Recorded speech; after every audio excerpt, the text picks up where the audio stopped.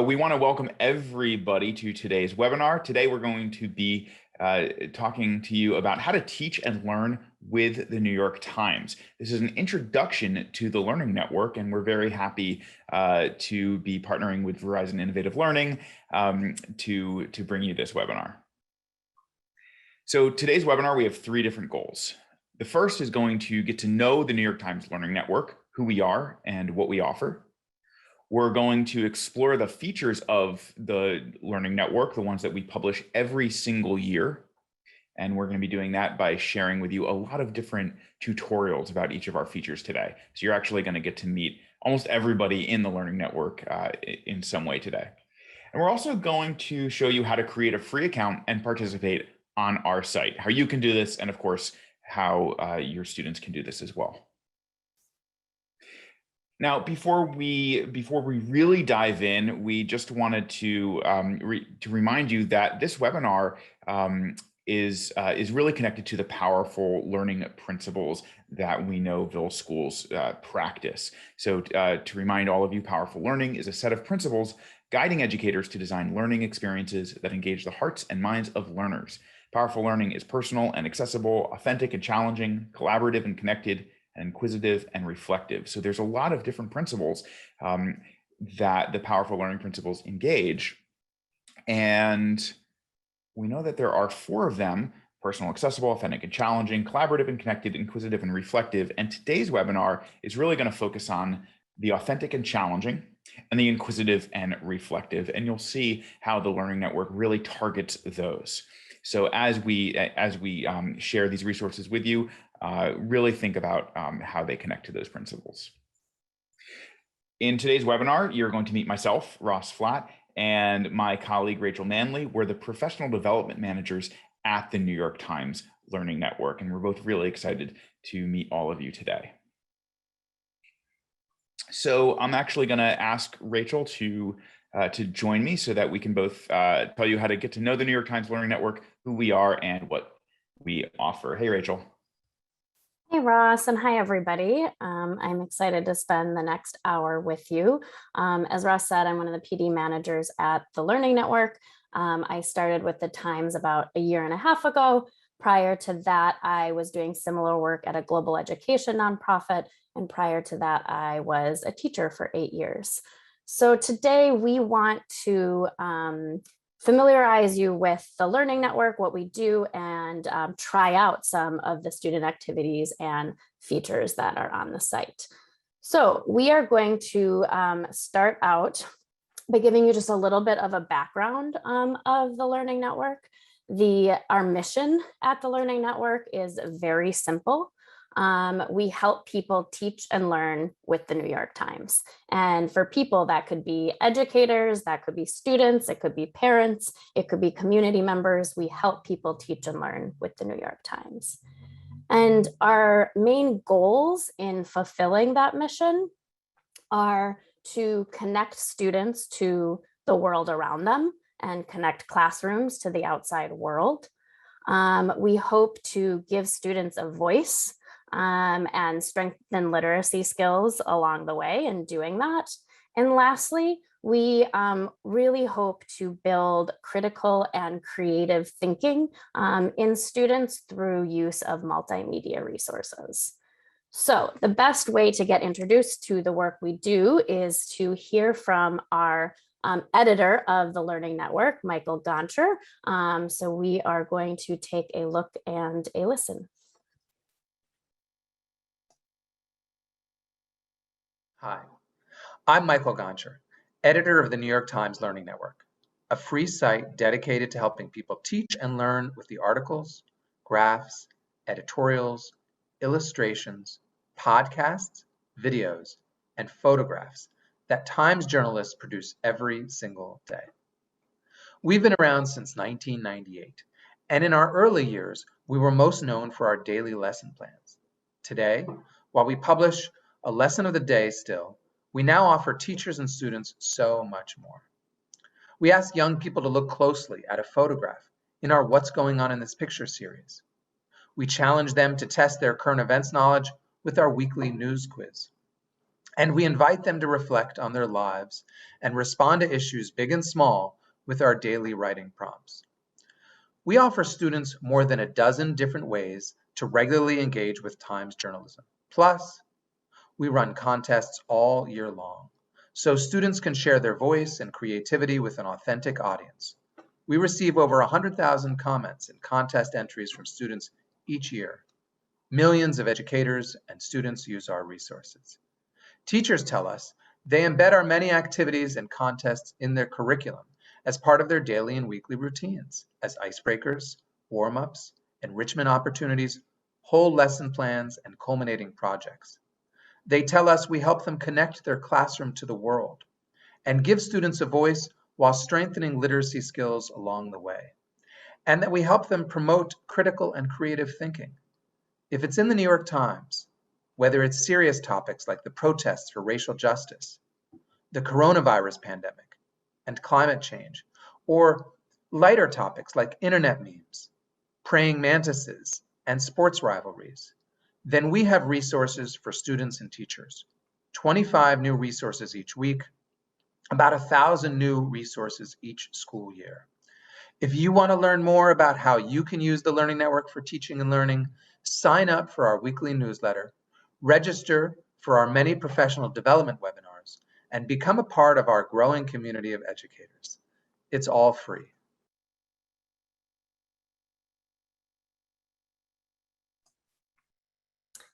And we're going to be walking through some of those features you just learned about there, testing some out, and introducing you to some others. Before we do that, I do want to give you a quick walkthrough of the Learning Network site. So I am going to share my screen.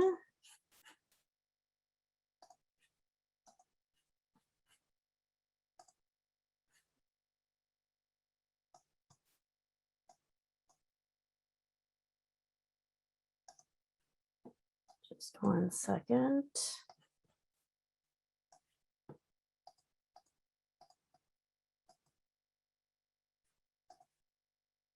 Sorry, it's giving me an error, not allowing to record my screen. Give me 1 second to problem solve. If not, Ross, I may need you to do this. Perfect. Okay. All right.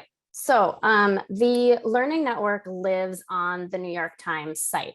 The Learning Network is a section of the New York Times, just like you have the sports section, the international section, the culture section, there's the Learning Network. So it lives on the New York Times, and you can find us by going to newyorktimes.com/learning. And this is our homepage you're seeing here. We feature all of our most recently published activities and resources on the homepage. And then if you see right at the top under the heading, there's a search bar. So you can search for any resource based off of topic, name, themes, things like that. And it'll pull up responses. And then right above that search bar, you'll see 3 menu items. There's activities for students, resources for teachers, and how to use this site. So we won't go into how to use the site and resources for teachers, but those are great places to start for you as educators. And then the very first one is activities for students, which is probably the most important section of our site, where we walk through all of the daily and weekly published student activities and features. So you can see across the top, we have them all organized into 5 categories. There's lessons, writing prompts, quizzes. We also have multimedia features, and lastly, contests. And on this page, you can also scroll down and find all of our features by topic area, student opinion, picture prompts, lesson of the day, etc., and find the most recently published pieces there. So if I wanted to, for example, go into our multimedia category, I can scroll back up to the top and click on multimedia, and it'll take me to our multimedia page. And across the top, I see we have 3 different multimedia features, which Ross is actually going to introduce you to in just a second. I can click across the menu on the top to look at what's going on in this picture, film club, and what's going on in this graph, which are our 3 multimedia features. And that will take you to a spotlight that has all of our resources for each of those features. So that's just a really quick rundown of the site. We invite you all to visit it following this webinar and explore. And now we're going to spend the rest of the time together jumping into some of these student activities and features. All right. So I'm going to just head right back to the slide deck. And now that you all have a good idea of like what is on the Learning Network site, and a very quick overview of what our different activities are, we're going to go through each of these activities, and we're really going to try to highlight some parts of the features that are great for middle school students.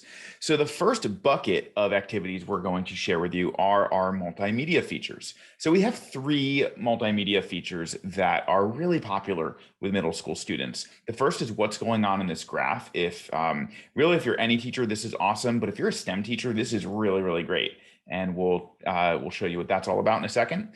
We have what's going on in this picture, which is phenomenal if you're really trying to engage readers and writers of all different types of levels. And then we have something called Film Club, which is a great feature that uses New York Times film. So the first thing that we're going to do is we're going to have you experience what's going on in this picture. So I have a graph that I'm sharing with you up on the screen, and I want you to just take a quick second and in the chat, go ahead and respond. What do you notice and what do you wonder? So in the chat, tell us, what do you notice about this graph and what do you wonder? I'm going to make this graph look a little bit bigger.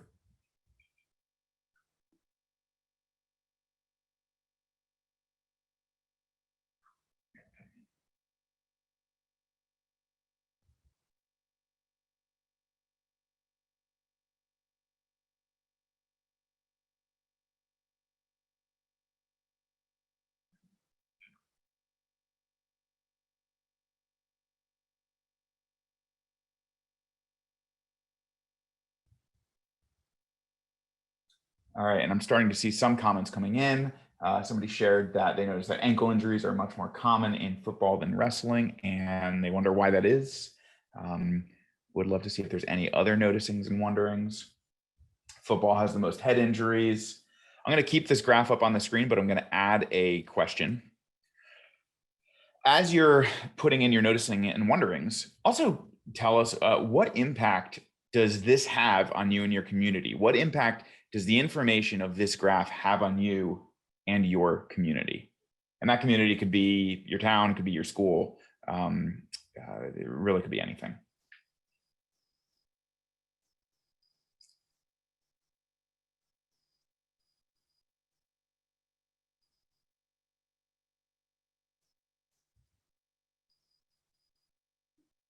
All right. Dr. Harris noticed that it goes from most injuries to least injuries in this graph. It's a really great observation.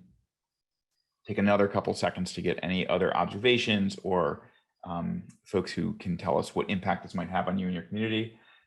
All right, Julie is saying that this might affect if families want their students to engage in football or not. All right.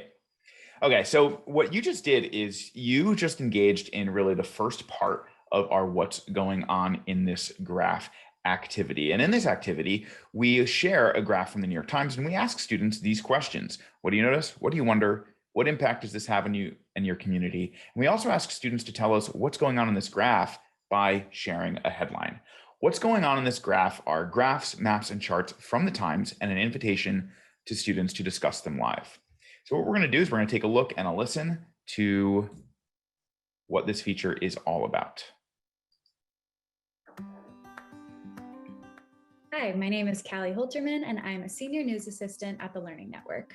Today, I'm going to introduce you to one of our weekly features, What's Going On in This Graph. Every Friday of the school year, we share a different graph, map, or chart from the New York Times and invite students to share what they notice and wonder about it.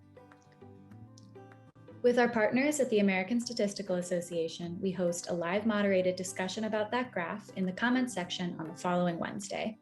Then on Thursday afternoons, we reveal additional background information about the graph and provide a free link to the article that the graph originally appeared in.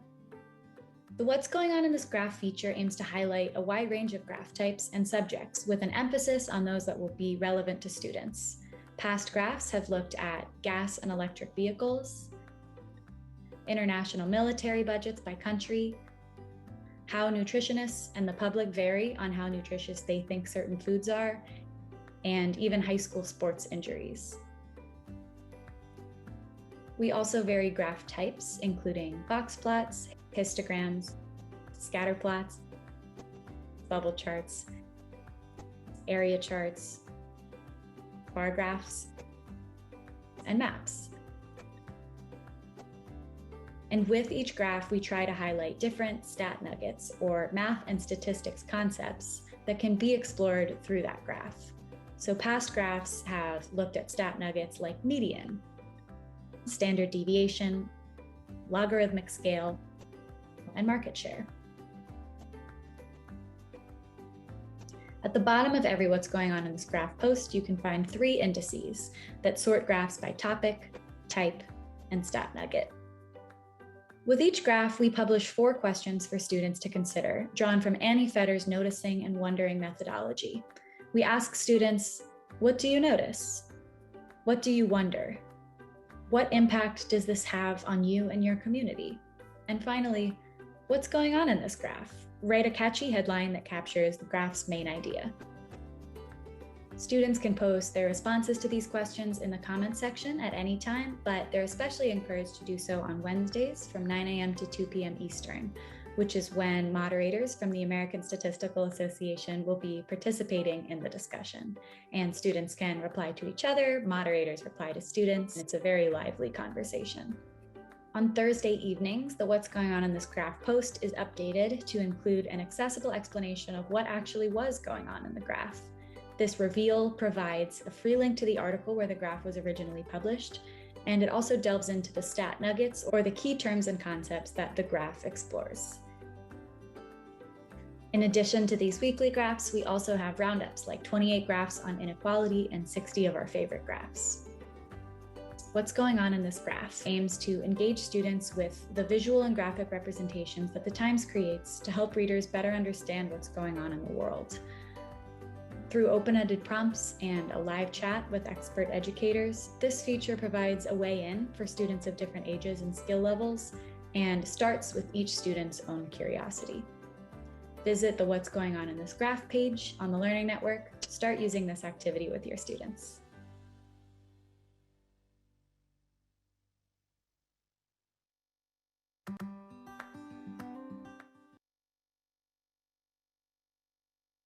Okay, so that was what's going on in this graph. So again, you saw that there's a huge variety of graphs in there that are great for that. Anything from climate change to military spending by country. It's a really great way to just get students thinking and engaging with numbers, with data, and with data visualization. Another feature that's very similar is one called What's Going On in this Picture, which is Intriguing Times images that we strip of their captions and we invite students to discuss them live in some way similar to what's going on in this graph. So I am going to, we're going to have Rachel talk about this feature. Hello, I'm Rachel Manley, Professional Development Manager at the Learning Network. I'm here to introduce you to one of our popular multimedia features called What's Going On in this Picture. What's Going On in this Picture is a weekly feature where we take intriguing images from all across the New York Times, strip them of their captions, and invite students to discuss what they see. Every Sunday evening, we post a new image. Every Monday, we have collaborators from Visual Thinking Strategies that facilitate a live discussion about the picture. Students are invited to join the live discussion on Monday or contribute their thoughts at any time throughout the week. Then on Thursdays, we post the big reveal with the caption and backstory, and the cycle begins again. Let's take a look at one together. We have selected an intriguing picture from the New York Times and stripped it of its caption. We ask students to engage in discussion using a student-centered facilitation strategy called Visual Thinking Strategies. We ask students 3 simple questions. what is going on in this picture? Followed by, what do you see that makes you say that? This second question is especially important when students may be making guesses or assumptions. We want them to back up their claims with evidence from the picture. Then we try to push students even further by asking, what more can you find? All of our photos are archived, so you can participate in the weekly discussion and engage in the current photo, or search our archival photos and use those. What's going on in this picture builds critical thinking, communication, and community. The strategies implemented in this activity work to build a foundation for students to begin asking questions of themselves and the world around them. Teachers across all grade levels and subject areas have used this feature. Teachers have found it especially helpful for younger learners, ELL students, and students with language-based disabilities. Many have found it helpful in making concrete observations, making inferences, and transferring those skills to analyzing a text. Visit the What's Going On in This Picture homepage to start using this multimedia feature with your students.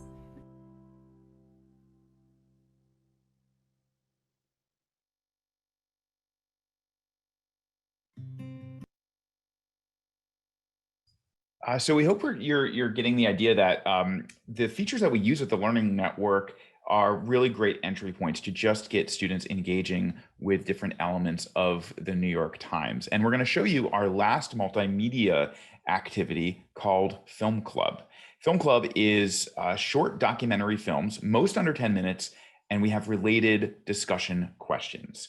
So let's take a look at Jeremy, one of our staff editors, to tell us all about Film Club.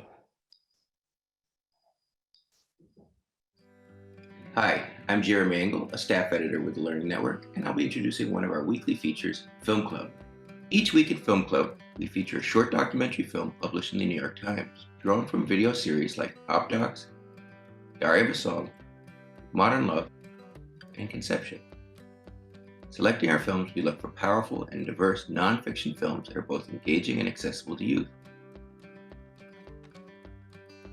Through the diverse films we feature in Film Club, we ask students to think deeply about a variety of themes like race, gender identity, technology and society, civil rights, criminal justice, ethics, artistic and scientific discovery.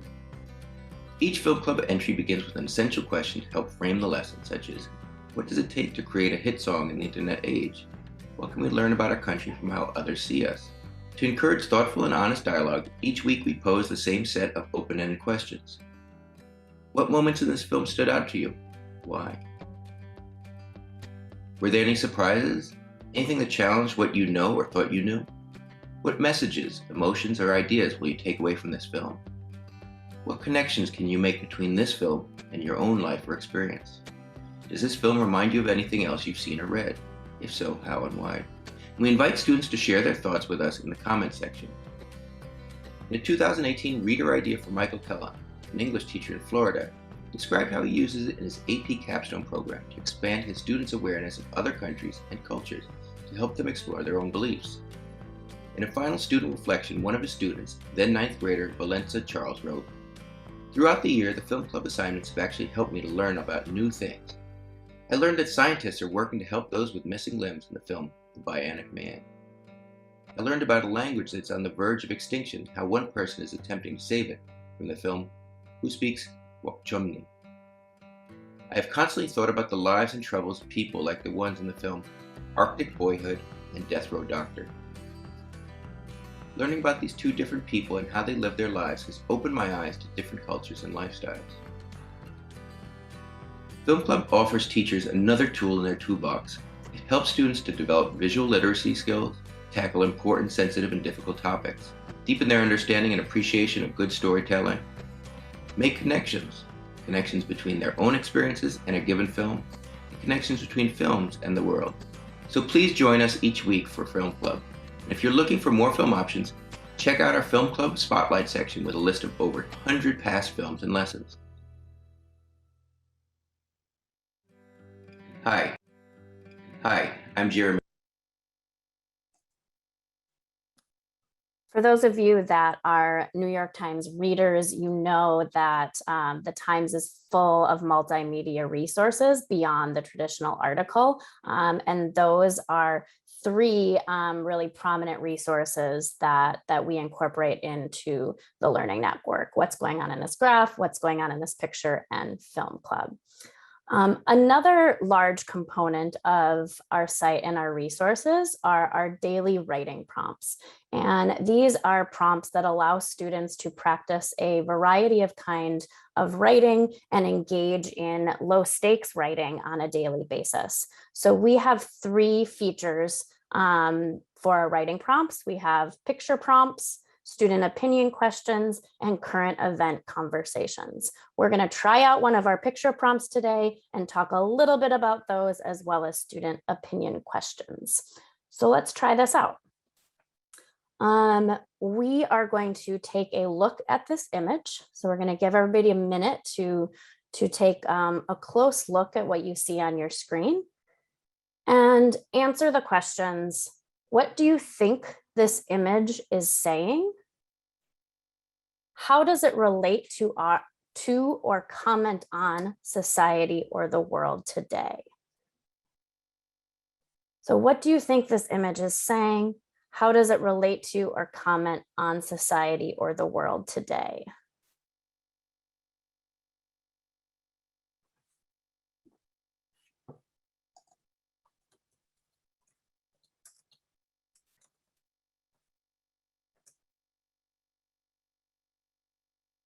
So take a minute, take a look at this image, and you can put your answers to that in the chat.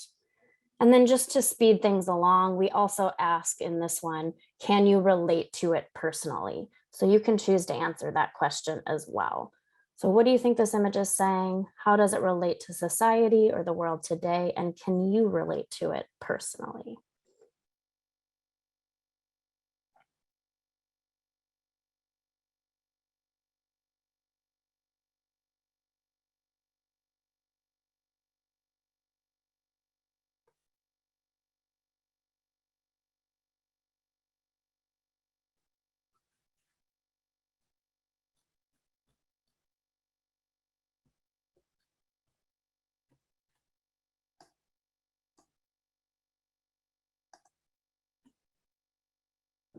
So Julia is sharing that it's saying we have a lot of input in our current society. I like the word input. And she connects to this image because she needs to balance the input she consumes. So we see a consumption of input. If anyone else wants to go ahead and put their observations in, take one more look at it. Rita thinks this image is saying that listening is important. She thinks it relates to being open to hearing what other people who are different than you say. And she relates to it because she actively tries to hear more and different voices. Thank you for sharing that. So this is an image that comes from one of our picture prompts. And picture prompts are daily writing prompts that we have on our site. They are very accessible for students. The focal point is an image from the Times, also connected then to the content and article that is associated with that picture. And we give students prompts to inspire a variety kinds of writing. So we are going to hear from Natalie Prue, one of our senior editors, to learn more about picture prompts.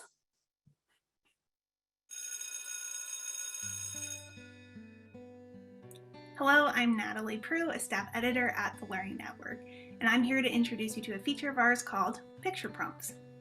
Picture prompts are one of the ways we provide a platform for student voice and strengthen literacy skills along the way.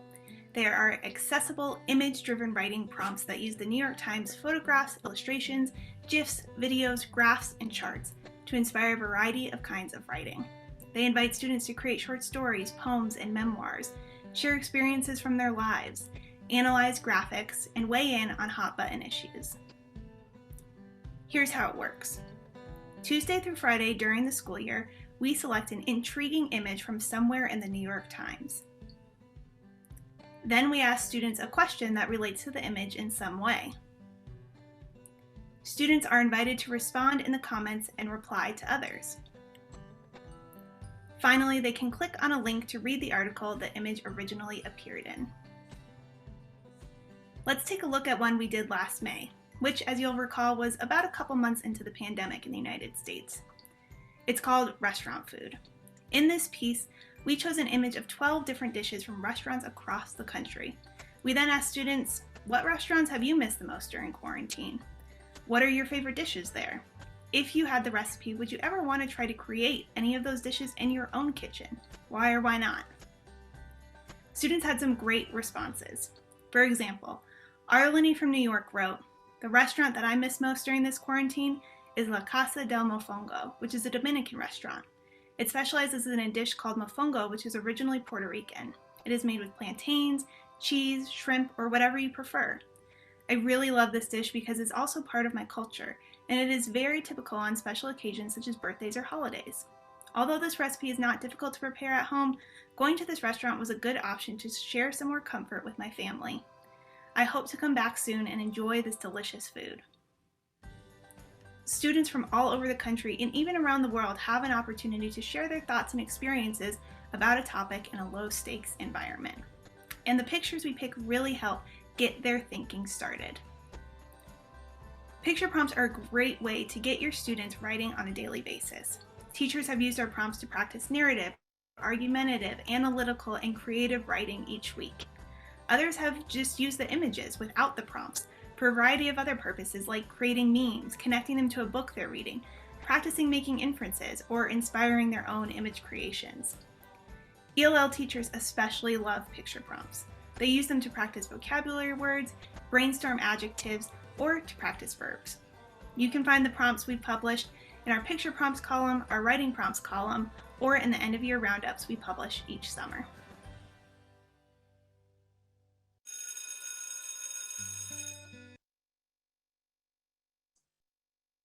So those were picture prompts, a great entry point for students to access New York Times articles and writing. The second writing prompt we have is another daily feature that is called Student Opinion Questions. And these are daily questions that are inspired from articles across the New York Times. And so we are going to listen to Nicole Daniels, one of our staff editors, to talk through how you could use student opinion questions in your classroom.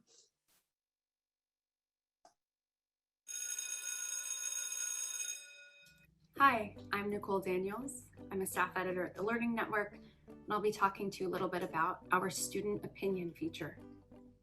We publish a student opinion question each day of the school year, and each question that we ask is based on a New York Times article and the themes that are explored in that article. Some of the questions are used by teachers as a jumping off point for class debate, while others can open up reflective and personal conversations between students. And while the questions can be used for conversation, we also know that many teachers use these questions to authentically develop persuasive or argumentative writing skills or for personal narrative writing. Each student opinion question starts with several broad introductory questions that give students an opportunity to immediately react to some of the questions and core themes that will be explored. Then we excerpt part of the featured article before asking the students to read the article in its entirety. Finally, we have anywhere from 3 to 7 post-reading questions that invite students to more deeply reflect and respond. For example, this student opinion question, "Should public transit be free?" is from an article, "Should public transit be free? More cities say why not?" And that particular article looks at several cities in Massachusetts that are experimenting with offering free public transportation. Now, the expectation is not that students will answer every question that's asked following the article, but that they might choose 1 or 2 questions that resonate and respond to those, or that a teacher might assign 1 or 2 questions to respond to. For example, they can respond to different perspectives and opinions from the article and think about where they might land on that particular issue using examples from the article and also examples from their own life and their own experiences. or they can see what their own carbon footprint is going to school or running errands using an online calculator. They might reflect on how they feel about policing and ticketing for fare evasion. Students can also respond to a statement that someone in the article made saying that public transportation was not, quote, a luxury, but a basic need. And they can decide if they agree or disagree with that statement.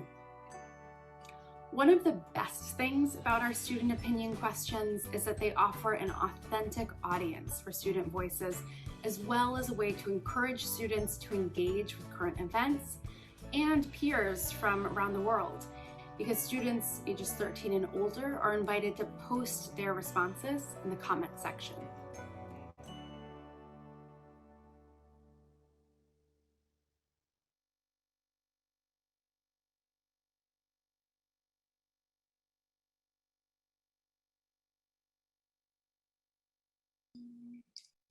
Okay, so the next set of activities we're going to tell you about are our quizzes and crosswords section. Again, quizzes and crosswords is a great place if you want your students maybe doing, sort of their own independent research and then kind of seeing what their knowledge of the world is like on a weekly basis. We have a few different options for this. We have a feature called Country of the Week.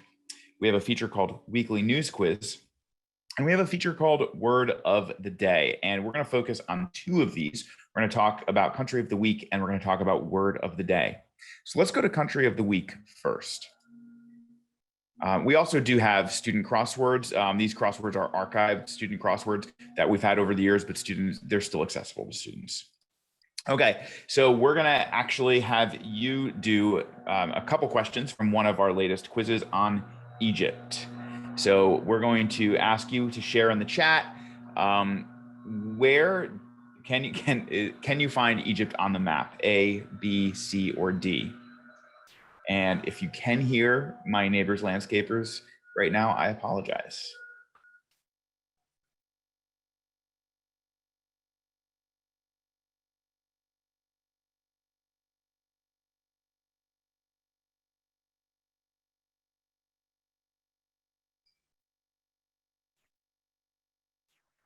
I'm going to reveal in about 5 seconds.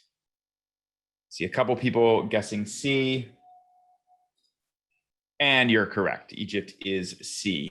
I used to teach sixth grade ancient civilization, so I was immediately drawn to this question. The middle school teacher and me really enjoyed this quiz. Okay, let's do another one.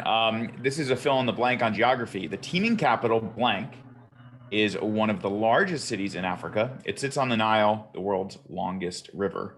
Is it Alexandria, Aswan, Cairo, or Giza?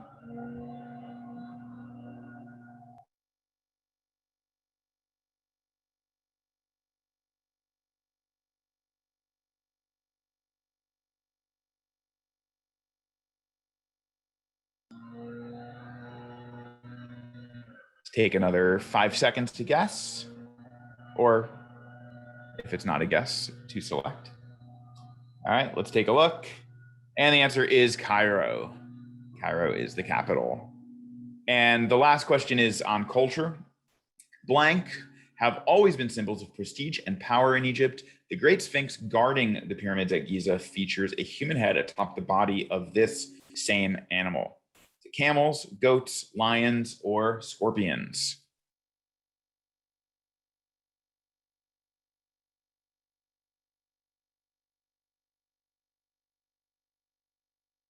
Okay, lots of people are selecting lions, and you are correct. So this is a taste of what our Country of the Week feature is all about, but it's a lot more involved with that. So Country of the Week is a weekly interactive quiz that introduces students to a country via times maps, video, photography, and journalism. It is great if you want to get your students to learn all about different places of the world. We cover all kinds of countries through all over the planet. And it really goes into a lot of detail on each of these countries. So we're going to share what this feature is like by having one of our senior news assistants, John Otis, talk about this feature. So let's take a look and a listen. I'm John Otis with the New York Times Learning Network. Do your students know that the African nation of Madagascar is an island, or that Scotland, which was once historically independent, is now part of the United Kingdom? Can they find Costa Rica on a map? Every Monday morning, the Learning Network publishes our Country of the Week feature, an interactive quiz designed to build students' geography skills and broaden their sense of the world. The quizzes zero in on parts of the globe that are making front-page headlines, as well as other interesting places that we think students would enjoy learning more about, all supplemented by Times reporting. Each quiz begins by prompting students to find that week's country on a map. Then it asks 4 additional questions about the demographics, history, economy, and culture of that country. At the end of each quiz, we include links to recent Times reporting from that part of the world, in case you or your students would like to explore a bit further. In addition to helping students bone up on their geography skills, the Country of the Week feature is a vivid showcase of the variety of Times journalism being done around the world. Everything from feature stories, videos, to slideshows, interactives, and more. We hope your students enjoy taking the quizzes and that they learn something new about the history, geography, and societies of the world.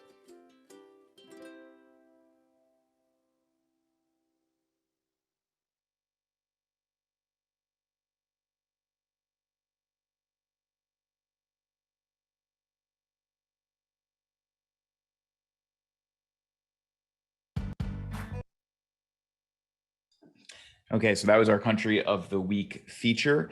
And we have another quiz feature called Word of the Day. Word of the Day is awesome. Word of the Day is a daily vocabulary word with an example of how it has been used in the Times. I remember my first exposure to the New York Times was when I just remember it a lot in late elementary and middle school. My mom sharing with me different vocab words from the Times that might have been on an upcoming vocab or spelling test. So we have a lot of great features that go along with our Word of the Day feature that we're going to be talking to you about in a little bit. But why don't we take a moment and just see what Word of the Day is all about? Again, we're going to have Michael Gonsher, the editor of the Learning Network, explain that feature.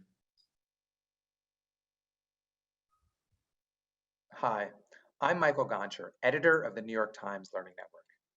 Every school day on the Learning Network, we select a new vocabulary word in our Word of the Day feature. We define it, say how often the word has appeared in the New York Times over the past year, and provide an excerpt from a Times article that shows how the word is used in context. Then we invite students to test their understanding of the word in a brief quiz. Do you know what propinquity means? What about vagary or indolent? Our Word of the Day feature can help anyone, students or adults, expand their vocabulary. Perhaps my favorite part of our Word of the Day feature is our annual vocabulary video contest, when we invite students to choose one word of the day from our list of thousands and define or teach the word in 15 seconds or less. These videos are so much fun for us to judge as we choose our favorites. Here's a past winner to give you a taste.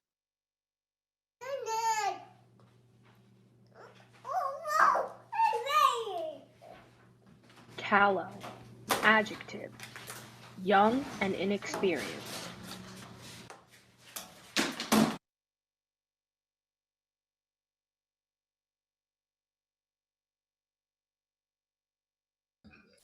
If you want to see more of our winning examples from our vocab video contest, we actually just created a couple collections of them that are on our YouTube page, and they're of course shared on our site. All right, so we've shown you a lot of our different activities that you can use with your students. And the last thing we're going to share with you are our contests. So we offer a lot of contests throughout the year, and we're going to just talk to you about the benefits of our contests and the different contests that we offer at the Learning Network. So our contests are very wide-ranging. We talked in the beginning about how the Learning Network really wants to give students a voice, strengthen literacy skills along the way, and have students engage with different multimedia skills. And our contests do just that. So our contests involve art contests, editorials, personal narratives, profiles of people. We have a podcast contest. We have a contest that involves summer reading, STEM writing. All of these contests are open to middle school students through and are at different points throughout the school year. We also have a free writing curriculum where each unit in that writing curriculum matches one of these contests. So if you are interested in having your students either enter these contests or using these contests as a model in for your own curriculum without having them enter, we have tons of resources for you to do that with. Now, we don't just have contests.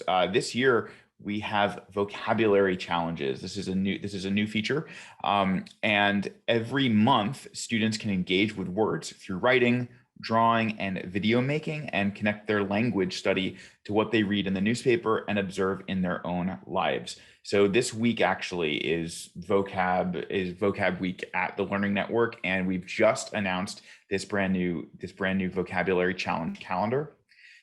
So you can see in September, for example, students can discover a word in the New York Times. In February, we ask students to invent a word, and we'll reveal what that winning invented word is on April Fool's Day. In May, we ask students to write a story using our words of the day. So again, lots of really fun options for students to do with vocabulary. Okay, so let's talk a little bit about our contests. Like I said, we have 9 contests and additional challenges. Students can enter these contests anytime they want throughout the year, whenever they're running. It's not a all or nothing. So if a student that you have is really interested in writing an editorial, they can enter our editorial contest. If a student is really only interested in doing a podcast, or a group of students is interested in that, they can enter that. So it's very, very flexible and open-ended. Like I said, our contests, the majority of our contests are open to middle and high school students. And the winners of our contests get published in the Learning Network. So we announce all of our winners, we announce our runners-up, and honorable mentions for all of our contests. Like I said, the contests are really great at sort of showing the mission and vision of the Learning Network. They're fantastic to have students really develop something for an authentic audience. We have folks at the Learning Network, but also Times journalists, practitioners in a field related to the contest. All sorts of people consider student submissions. For example, folks who produce the podcast The Argument at the Learning Network are some of the judges on our podcast contest. Really great way for students to practice real-world skills that include argumentative writing, editorial writing, like I said, podcasting, photography. Lots of different skills go into taking these contests. The contests are phenomenal for student choice. So it allows students to write about or create anything they want from within almost any type of subject area. And of course, students get a chance to share their voice. In these contests, a lot of them really get students to share a lot about themselves or something that interests them, but also their voice is heard. It's shared to a massive audience through the Learning Network. And finally, we have a lot of resources that go with our contests. We have a writing curriculum. It's a 7-unit program, includes writing prompts, lesson plans, and other helpful resources such as videos, on-demand webinars that can really help you integrate our contests into your curriculum. We have mentor texts, which feature texts from Times journalists and teen writers that provide student authentic models of great writing. If you haven't seen this series on the Learning Network, I highly recommend you check it out. And then, of course, we have videos and webinars. So we have a library of on-demand webinars, video interviews with student winners, with Times journalists on how to be successful in these contests, tips on how to do things all the way from creating an editorial all the way to recording and editing a podcast. So lots of great resources to get you started. All right, and and that covers all of our activities. And I'm going to have Rachel come back on to talk about how to create a free account and participate on our site. All right, so I hope by now you've marked off one or many of these features that you might want to try out in your classroom tomorrow or next week or at some point during this school year. And so I do want to walk through how you can access all of these resources and participate on the site. So if you want to simply access the Learning Network resources, you want to see the student opinion questions, you want your students to watch one of the film clubs or look at one of the picture prompts or what's going on in this picture, you can access all of that for free at our Learning Network website. It's always free for students or teachers, anything that comes on our site. You do not need a New York Times account or a New York Times subscription to access any of the resources on the Learning Network site. And then even if you click on an article, as all of our features connect to a resource or article from the Times, if you click on an article from, let's say, our student opinion question and go to that article in the Times, you will also have access to that article. It's once students start clicking out of that you might face the paywall on the Times. And I'll talk in a minute about access to the actual larger Times subscription. The next step is if you are interested in having your students or your class as a whole comment and participate on our site. So teachers use our resources in multiple ways. Some take it and uses lesson plans and activities in their classroom from our site. Others have students go on the site directly and participate in conversation with peers around the world. Students must be 13 years or older to comment directly on our site themselves. If your students are under 13 years old, you can still participate as a class and you as the teacher can post on behalf of your students. In order to engage in these conversations with other peers around the world, your students or yourself do need a New York Times account. This is not a subscription. You don't have to sign up for a subscription to do this. You simply need a New York Times account, which I believe the instructions for doing that are on the webinar resource list. And you simply need to sign up for an account so you can add comments and participate in the student activities. And then lastly, for those of you that are interested in engaging your students in time resources across the paper and across the New York Times, there are a few opportunities for you to do that. One, if you are coming from a Title I high school, you can sign up for 2 years of free school-wide access through our partnership with Verizon.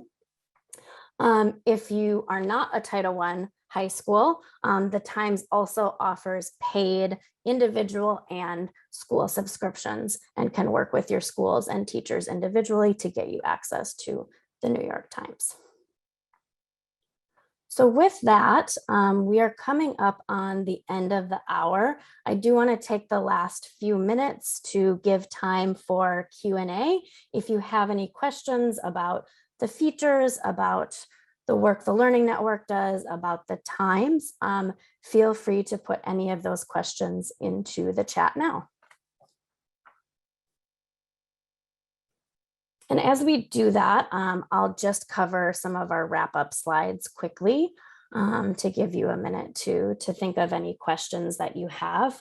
So we do invite all of you to sign up for the Learning Network newsletter. It goes out once a week on Friday mornings and gives you an update of all or many of the latest resources that the Learning Network is publishing, as well as any of our professional development opportunities. So the link to sign up for that is in the webinar resource list. And signing up for that does not give the Times permission to send you a bunch of other information. You'll just get our newsletter once a week. And then participating in this webinar today, we do ask you to fill out the survey on behalf of the webinar series. And I'm not quite sure how that link is shared. If somebody wants to share it in the chat, that would be fantastic. Or maybe you get that in a follow-up email. Great, thank you, Rita. And if it is requested, you will be able to receive a certificate of completion for spending the hour with us today.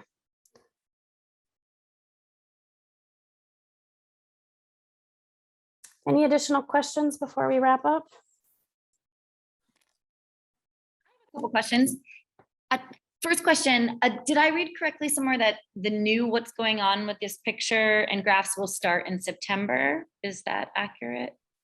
Yes, great question. So all of our features start at the beginning of the school year. I know that's different for everybody. So for us, we start our daily features. So picture prompts, student opinion questions, lesson of the day, the week of Labor Day. And then the following week, which I believe is the 13th, is the Monday, is when we start our weekly features, like what's going on in this picture and what's going on in this graph. Thank you so much. And if students want to be able to comment that are 13 and over, do they need to create accounts? Is that what they do to engage in the discussion? And do they just do that with their school email? And is there a link to that in the document you shared that I'll be able to easily find? Yeah, I'm gonna have Callie clarify that for me to let, if it's not linked directly in that webinar resource list, Callie, could you put that in the chat, the link to that tutorial for how to set up an account? We have a really short video that walks you through how to set up an account. But yes, it's simply what you said is you send your students to a site to set up an account. They put in really basic information about themselves, verify that they're over 13 years old, and then they'll have a New York Times account and can comment individually on the site. Great. And teachers can do the same thing. It's the same, like teachers just create an account that way. Exactly. Yep. Thank you so much. I appreciate it. Of course.